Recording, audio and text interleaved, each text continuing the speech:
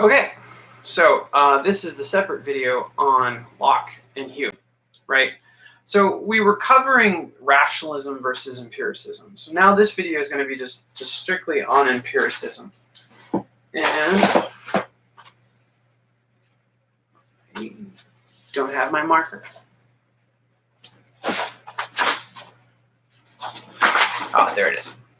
Okay, so empiricism, right? Now, as I said before, the question about the unit, what is the self? Is the self something that is given to us through the senses, or is the self something that we access through our reason or intuition, or something we behold with conceptual understanding alone? Concepts not derived from the senses. So the first is Locke, right? And so John Locke was born 1632, dies 1704. So they're all in the ballpark of each other. But Hume is more precise. Locke kind of leaves us in tension about whether or not materialism or immaterialism or dualism is true, right? So John Locke wrote in his essays concerning human understanding, he says the following: "We have the ideas of matter and of thinking, but possibly shall never be able to know whether any material being thinks or no, it being impossible for us by the contemplation of our own ideas, without revelation, without omnipotency, has not given to some system of matter fitly disposed a power to perceive and think, or else joined to matter so disposed a thinking immaterial substance." So what's that saying? Well, what Locke is saying is we don't have access in what we experience to really settle the issue between dualism or materialism, right? Barring the fact that we are not omnipotent, we're not God, we don't have access to that type of experience. So what is the idea of British empiricism? Now, both for Locke and Hume, what I'm going to say generally holds, right? So I have an idea. Earlier in the video, I used the idea of fish and chips. Let's do something a little bit more southern and friendly to Georgia. Chicken, fried chicken, right? I went to Zaxby's for the first time this year. I'm 39, I'm turning 40 at the end of the month. 39 years on this planet. I did not know Zaxby's, fried chicken, whew, right? Zaxby's, like, gotta get some of that shit in Ohio. It's just good, right? And I like the sweet and the heat. So it's like there's just like and then tossing those, as I get like the combo platter. I don't really understand, but my wife and I went to Asheville, and there's this restaurant called Rocky's Fried Chicken, and it's like right. So I never had KFC up north, but I'm telling you, man, in the South, you guys have figured out like deep frying chicken tastes fabulous. So I had never experienced that level of artistic creativity in deep frying chicken. In my imagination, but it's the sauces, it's the batter. There's a whole bunch of stuff that you bring together, and I experienced really great food. And it's a really great Southern comfort food. And, being from up north, I never had that before, right? Now I have an idea of fried chicken. It's a relatively new idea for me, and I've only experienced a few ways in which this is done. But the empiricism, right? The empiricism, I have experienced them. So our ideas have their origin in the sensory experience of the stuff, right? And the more and more and more fried chicken I have in my life, the greater my idea might become refined. I might find that some restaurants don't do it nearly as good as others. I might develop a certain taste for certain techniques that I never knew were involved, right? The same may be said for barbecue and different ways in which people smoke meats, different woods they use to burn them, etc. Right? Maybe I'm making you a little hungry. And if you're a vegetarian, I apologize. But just take the example as an example, right? So my ideas come through the senses, right? My idea of being cold is maybe different than yours. If you've lived your entire life in Florida, right, and you've never experienced winter in Cleveland, Ohio, I'm going to tell you, like Cleveland, Buffalo, same thing. Lake effect snow being dumped on your car, right? There's even times at my apartment complex, I actually took a used shovel and shoveled the walkway so that my wife can go out to the car more safely, right? And, you know, this video is actually, my laptop is actually on a computer printer. So, and I'm seated down to like, you know, this is an average. I mean, I've had snow up to here, you know, and that's just typical everyday, like, you know, and then you take 2 hours to go 30 minutes on the opposite side of Cleveland. You got to go to the east side, got to take 480 across Cleveland. And, you know, I'm just experienced driver in the snow. I just know, and I trust also that Cleveland has a fleet of like 50 trucks ready to plow the roads of Cuyahoga County. And I lived up. So I've experienced driving in snow. Maybe you're not really good at driving in snow. Your idea of snow is vastly different because it's you've seen it in Griswold's Family Christmas movie, but maybe, or you've seen it in Home Alone 1 and 2, or you've seen it in Elf. Maybe you've never seen snow really before, right? My sister-in-law's boyfriend never saw the beach until they came to visit us in Savannah. So you see, we might have ideas from representations of where other people have seen them, right? Like I can imagine what it might be like to be in a desert, even though I've never seen a desert, right? I've never been in a desert, never been in the American Southwest, never seen the California desert. I certainly wouldn't know what it's like to be in Morocco, for instance, right? Unless you travel. People who travel sometimes have a little bit more worldly ideas than those who don't, right?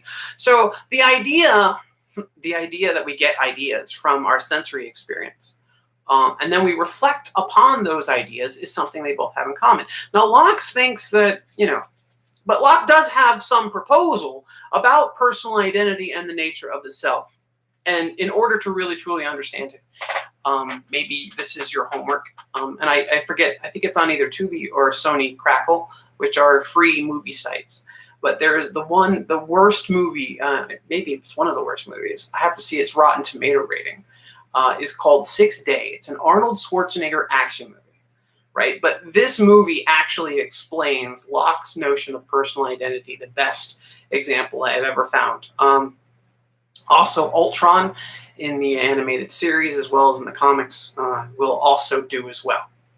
But let's go to these cultural examples. And yes, they're incredibly geeky, and I apologize. But I am assuming you're interested at least in Marvel because there's now like 22 or 23 movies out there, and they just finished their Phase 1 cycle, and I'm getting a little sidetracked.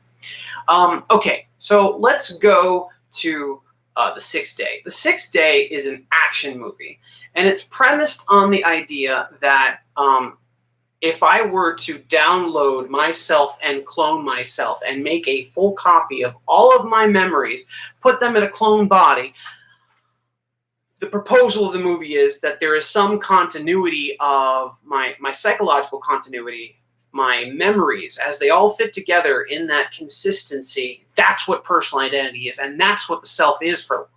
So in The 6th Day, it's an action movie where, you know, the hero keeps dying and enemies keep dying and they keep cloning themselves and filling themselves up in different bodies. And in the Marvel universe, Ultron, the enemy of the Avengers, he does this, right? He has like many different bodies, right? And in the Ultron movie, in the Avengers 2, right? They're in the Age of Ultron. They're fighting all of these instantiations or manifestations of continuous memory from Ultron. And Ultron keeps making copies of his own memories in other robot bodies. And the movie is presented as if Ultron is just in all of these bodies, right?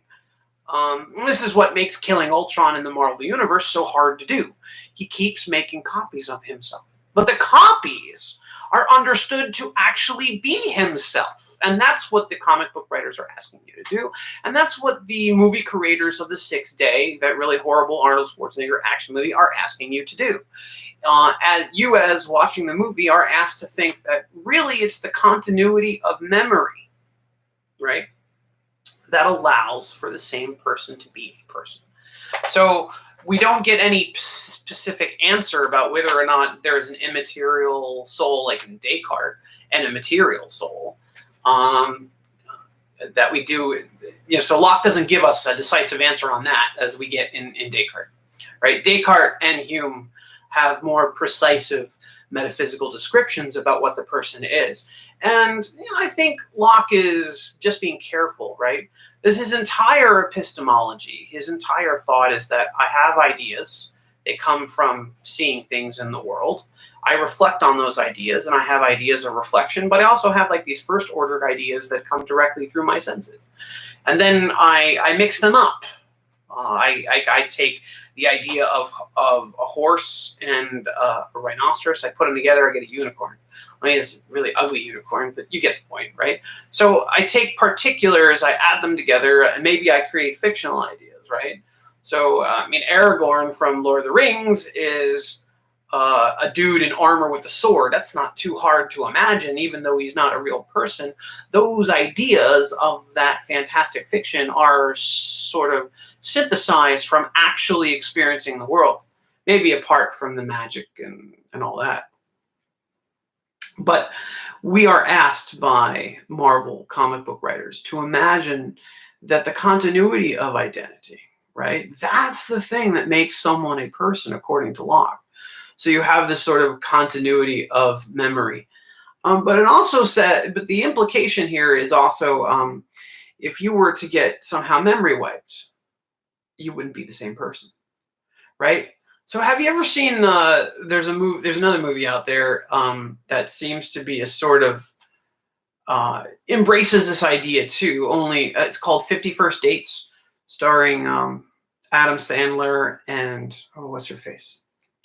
Drew Barrymore, right? Drew Barrymore wakes up every day, doesn't know what day it is. She only remembers the last day she lost her memory. And so every day, Adam Sandler loves her so much, right, that he, in essence, is trying to convince this woman that, and then Adam Sandler has to contend with this, right? So, I said my connection was unstable, so that's why I stopped. But that movie with Adam Sandler and Drew Barrymore called 50 First Dates, the crescendo of the romantic comedy moment is when she, as an artist, paints him in some way, even though she doesn't explicitly remember. He's entered somehow her memory, even though she's incapacitated with whatever is wrong with her, right? And so the question of love and identity, right, that you need psychological continuity. There was a movie years ago, a drama called, I think it was called Regarding Henry, with Harrison Ford. Again, someone who gets amnesia and is entering a family, and how do you deal with someone who doesn't remember that the years they've spent with you? Can you love that person? And this seems intuitively plausible that our integrated identity, our self-identity, somehow is integrated with our memories, right? So let's go to David Hume. David Hume is an empiricist. He develops a more specialized vocabulary. Excuse me. He invents a... right. I think it's time to bring back the sheets of paper. So he calls the sensory information that you get, he calls them impressions. Right? So, excuse my handwriting. So the impressions that we get, that's the sensations, right? So we get impressions and they enter our head, right? And then we reflect on these impressions, right? And then all the ideas that we speak about or we talk about, right, come from a preceding impression, right? So our ability to talk about fish and chips, our ability to talk about wings, our ability to talk about food, different techniques in preparing them, all come from the collective impressions of everyone that has ever been. Now, I want you to think of a river as a self, right? Now, the river is always flowing, right? Down here in Savannah, this Savannah city proper is 17 miles from where it opens up, where the Savannah River starts at the mouth, right next to Tybee Island, right? And the waterway starts there, but the water is flowing in or it's flowing out. I don't know which direction it's going. There are natural currents. So here's a question I want to pose to you, and it's a famous question. Can you step in the same river twice? Can you step in the same river once? Is the river ever the same in terms of its movement?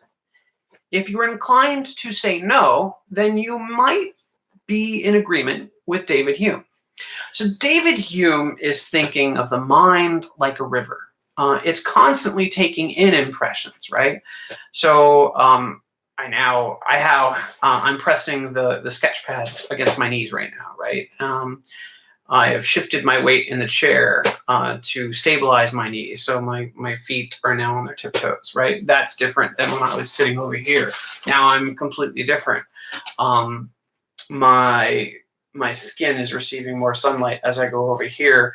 I adjust the computer. I mean, all of this information that's coming in me.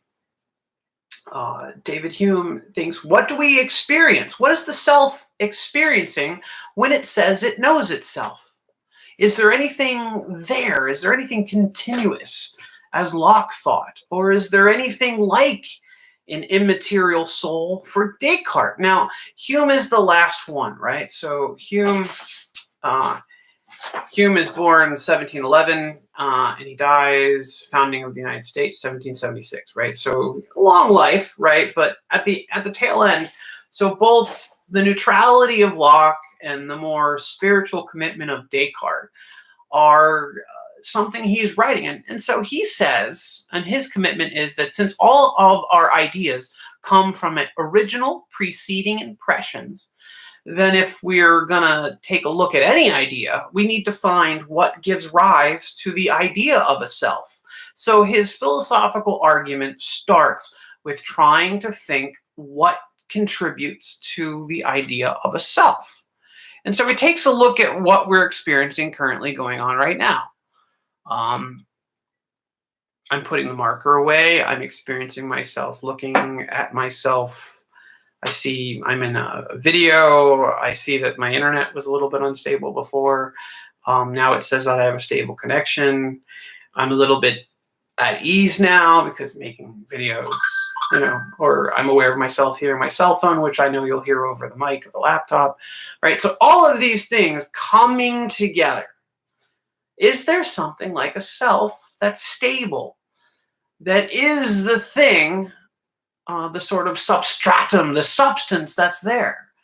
Now, for Descartes, we know the answer is yes. And for Locke, something is there. There's something, I know not what, this sort of, I can't really say what the substance is, but, there's some form of continuity. There is something like the self.